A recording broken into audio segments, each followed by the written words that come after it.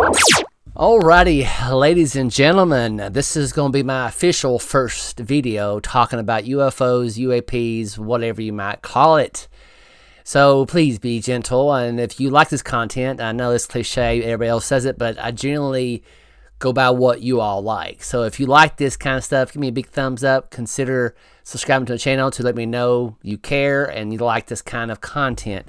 So the video I'm getting ready to show and share with you is, I never heard this guy's channel. It's called, he is Max Afterburn. I'll put a link in the description below for him to, if you want to see this video without interruptions.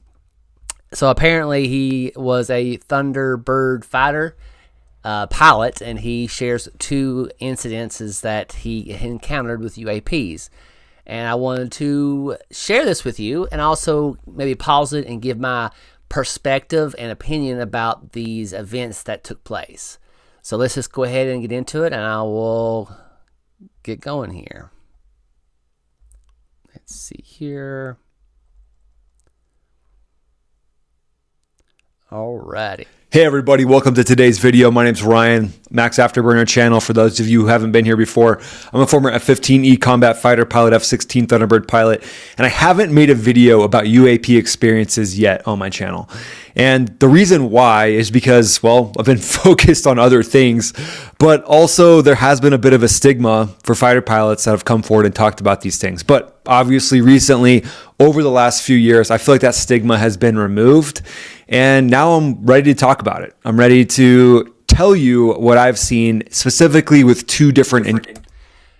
Before he starts, I want to say this, that I wonder about this, that if there's pilots out there that has actually seen things, if they're, commercial or in the military that have seen things, but they don't want to say anything because they feel like they're a kook or a idiot or a conspiracy theorist, or whatever you might call it. So I think this is kind of cool that he don't have the footage, but he's going to tell his experience of what he saw. But I think this is kind of cool. I wish more people would come forward. I know there's a fear of, if they're currently employed by the private sector or in the military, they can't really come forward. I understand that.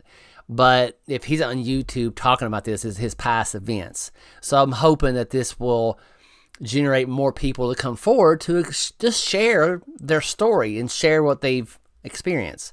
Let's continue. Encounters. I wish I had footage of this. I don't. So sorry about that.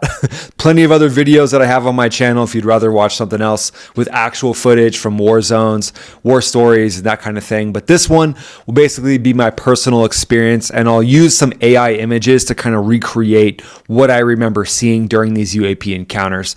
So I started out flying the F-15E. I went through Air Force pilot training. I got the F-15E, which is a two-seat combat aircraft, and I flew that in combat. I flew over 70 combat missions.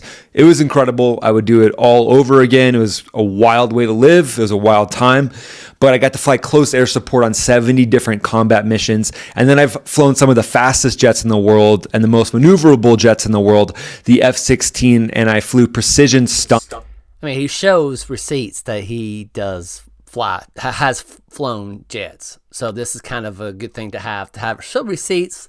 Of course, we all want to make sure, take pictures of things or show pictures that you was a pilot at one time. So that's always a good thing, right? In the F-16 for roughly 3 years, 2 show season years, and then getting trained and then instructing. So last 6 months on the Thunderbirds, you're an instructor. So that's when I left the Air Force and moved into the Air Force Reserves. But these particular encounters are ones that I just wanted to share. I thought they're kind of cool. There's differences. They're very different, actually, the two encounters. And I think it's just exciting for me to be here with you all telling you about this. So I'll give my rendition of the story, and then you can make your own decisions as to what they were. So let's dive in. And yeah, I'll say I've flown in combat. I've flown in air shows all around the world. And still, these two flights are some of the most memorable flights I've ever had. So between the combat missions, the low levels, flying at 600 knots, 100 feet off the ground.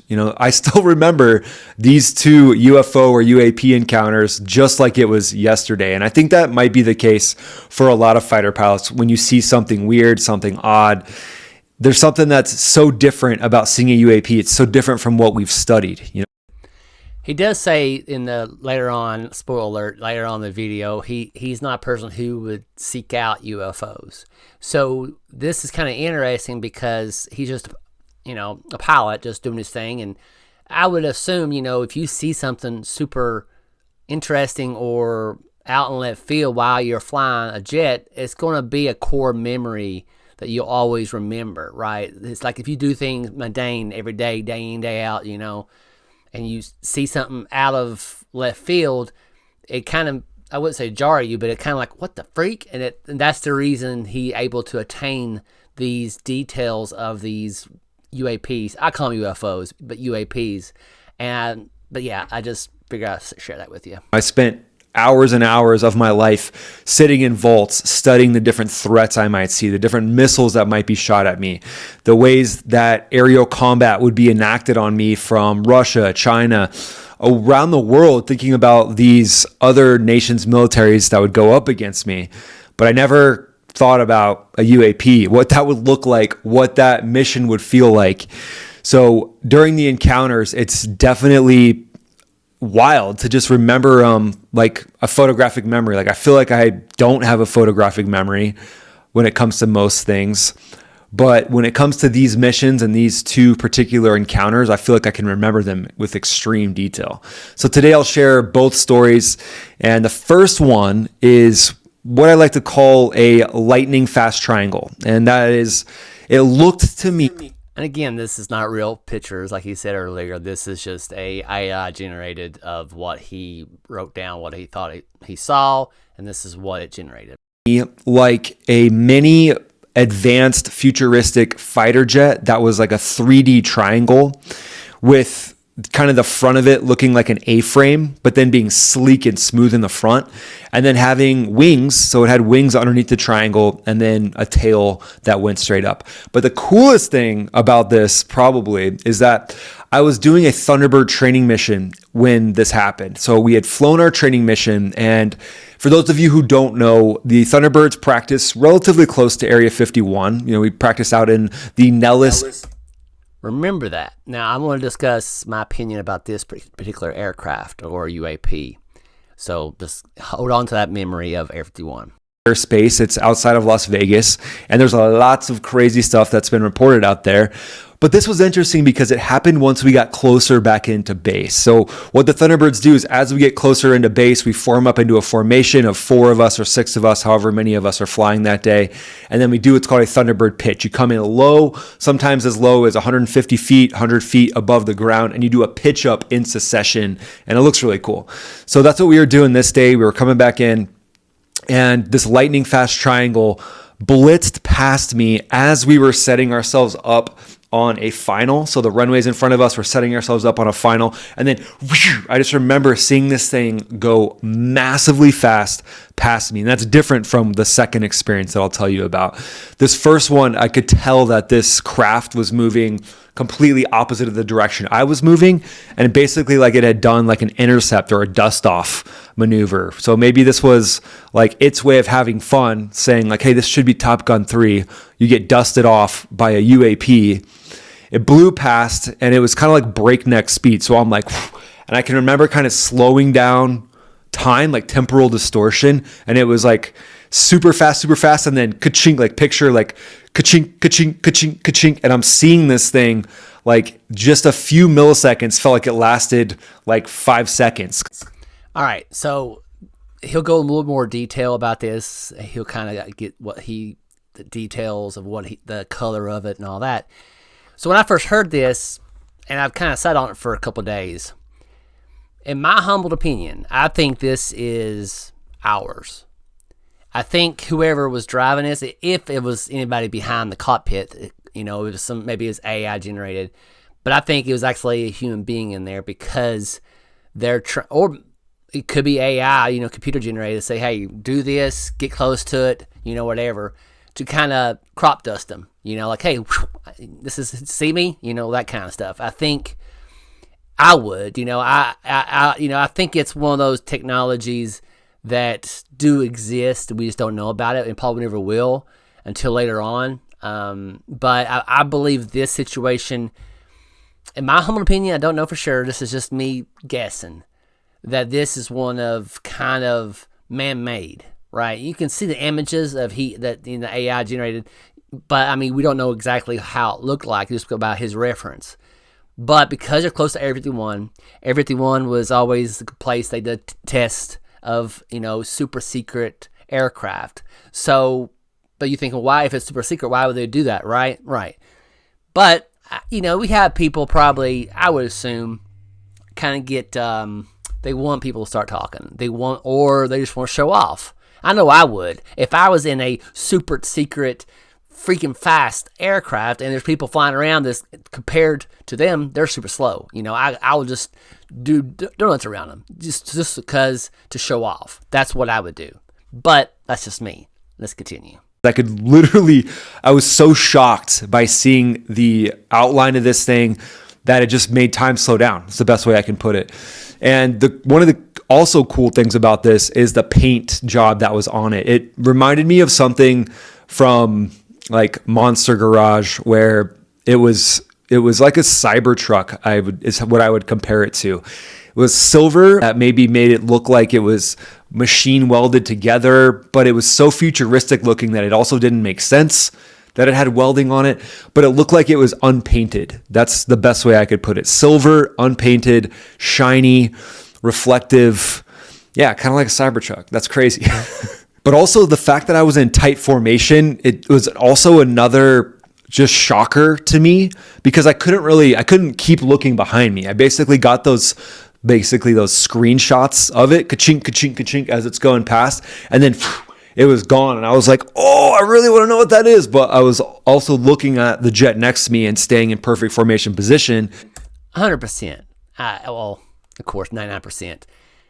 It has to be another, it's man-made. It's one of ours that we created, right? And because I think our technology are so advanced that we don't even know that we're getting smaller aircrafts, but they do a lot more. There's more hardware built into it. They can go super fast and have so much technology that you're just showing off in front of the other jet fighters. That's just me. And making sure, we didn't bump into each other. So I had to kind of just compartmentalize that, throw it behind me, but it definitely got my adrenaline spiked. And I immediately thought, did anyone else see that? But the F-16, you're in a single jet cockpit and everyone else is looking ahead except for the boss. And that is the leader of the formation. And after we landed, I asked him, I said, hey, did you see anything weird when we were on final, coming in to do the pitch? And he didn't see anything. So again, another situation, as fighter pilots where... Did he though? See, that's the thing, man. If you have I don't know how many jets was in line, he didn't say it, maybe I missed it. Maybe people at certain times, sometimes you think you might have saw something, but really did you? You second guess yourself. And it'd just be safe to say, maybe it's just my imagination, right? I would say a lot of people would do that. I would. If you're in a single seat jet, you can kind of feel like, did I imagine that? But I can remember it as clear as day, some sort of an object that was a triangle shape, and it wasn't fighter jet size. It was definitely smaller. So my immediate thought was some sort of hobbyist drone or something like that, but it unmistakably had flight control surfaces like wings, a tail, and a futuristic triangle look.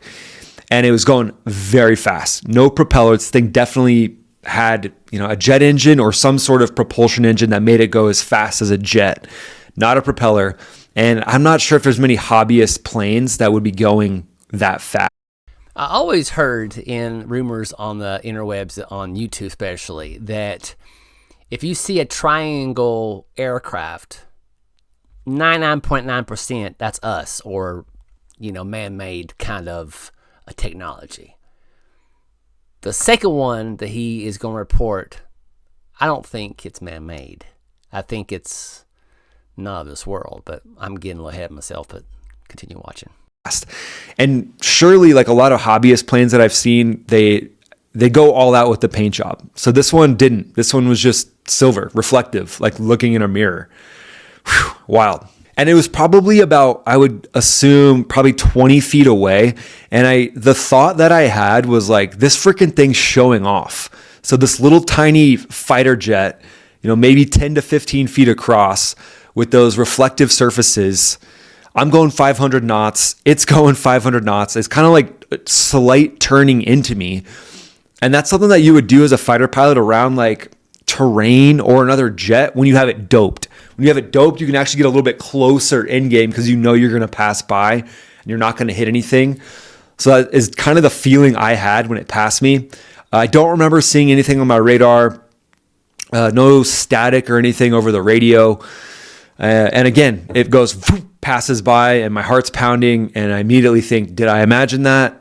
But I can remember it like it was yesterday. So what was this thing? Was it some sort of an advanced drone? Was it some sort of testing that was going on where they're intercepting fighter jets? I mean, I feel like if that was the 100%. I already discussed that, right? Case, why would they do it over the base? Why wouldn't they just do it when we were out practicing closer to Area 51 and closer to the range complex? But that moment has really stuck with me. And as a Thunderbird pilot, you're trained in ultimate precision. Awareness is, it's the number one thing that keeps you alive. Your whole life depends on it. Everyone else's life depends on it. So I don't feel like I hallucinated that. I feel like my awareness was on point. So let's hold on to that one for a second, and then I'll jump into my second encounter. And this one, to me, was, I would say, even wilder than the first. This one is my favorite, and I'll let him talk about it. And I'll give my opinion on this as well. So this one happened when I was in a different jet. I'm up at 30,000 feet. I was cruising at probably about 400 knots. It was daytime. The sky was clear, and I'm scanning the horizon, just standard procedure. You got everything else doped. The jet's looking good. Scan outside, looking for other aircraft, looking for weather, things like that. And then just out of nowhere, off the left-hand side, down the wing line, it was a bright object just caught my attention. And I thought it might be really far off in the distance, but I could tell that it was getting bigger as it was coming towards me. So that means it's really close. And it wasn't moving on the windscreen really much at all. And that's actually something that we train for a lot as a fighter pilot or any type of jet pilot, is if something's not moving on your canopy, it means you're on a collision course with it. So immediately I thought I was on a collision course with something. And I kind of had this moment where I'm like, we're up at 30,000 feet. There shouldn't be anything else up here. What is happening? So a moment of like my eyes just kind of getting wider. I put my hand on the control stick. I'm about to turn off the autopilot. And then I realized we weren't going to hit it. And all of a sudden it came more into view. And it was a rectangle shape. This was like a essentially perfect rectangle shape. Now, this is the first time I've actually heard of this. We have heard of, the orbs, the triangles, just the general kind of UFO saucer. This kind of report is what's got me interested, and really that's the reason for this video as well, to kind of react to it and give my opinion, which it's not much, but I wanted to just stop for a second before he starts to share that this is the first time I've actually heard of the rectangle or square kind of UFO or UAP, as you would say. Maybe I would assume probably like 30 to 50 feet high.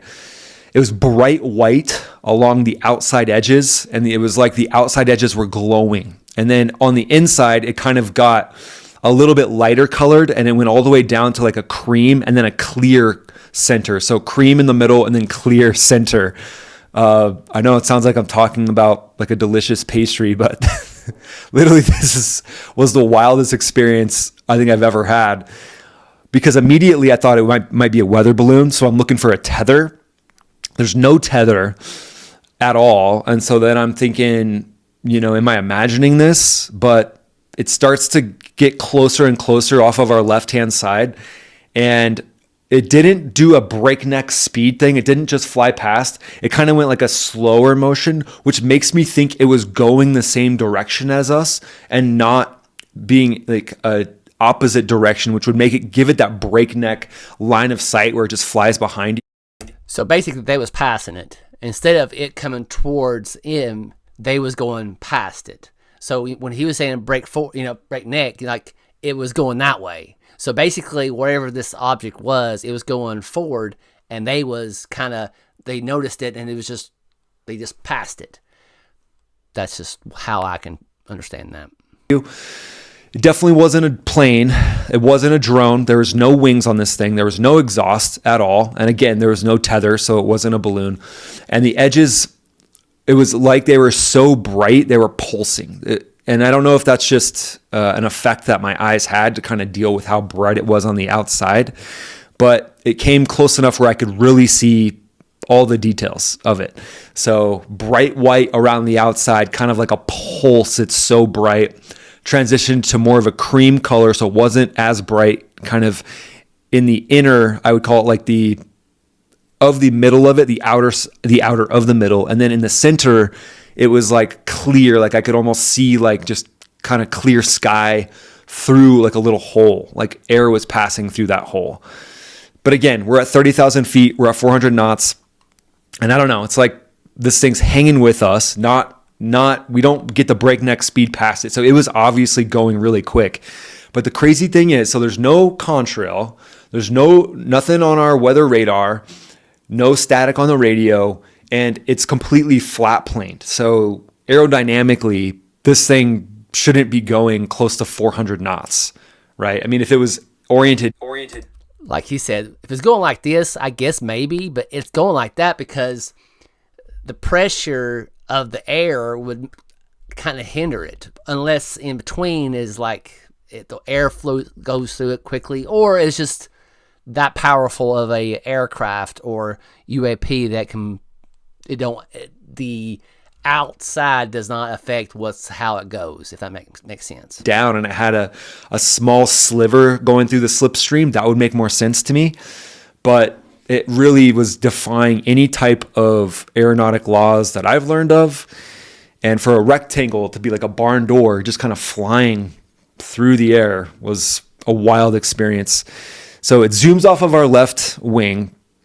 So my training kicks in. The whole time I'm like dialed in on this thing, looking to see if it's moving towards us or if we're on a collision course. It wasn't. So we fly past it, check all the sensors of the aircraft. Nothing was off. Everything looked good. Didn't distort any of our electronics, nothing like that. And then since we're talking to air traffic control, I had to give a call to air traffic control. So I'll try to recreate what that call was. It sounded something like this. So I think we were close to Denver. We were actually southern Wyoming. So let's just say I was talking to Denver Center. Denver Center, I need to report something that I just saw. And they're like, okay, go ahead. A little bit like weirdness. They're like, what's this pilot smoking, basically?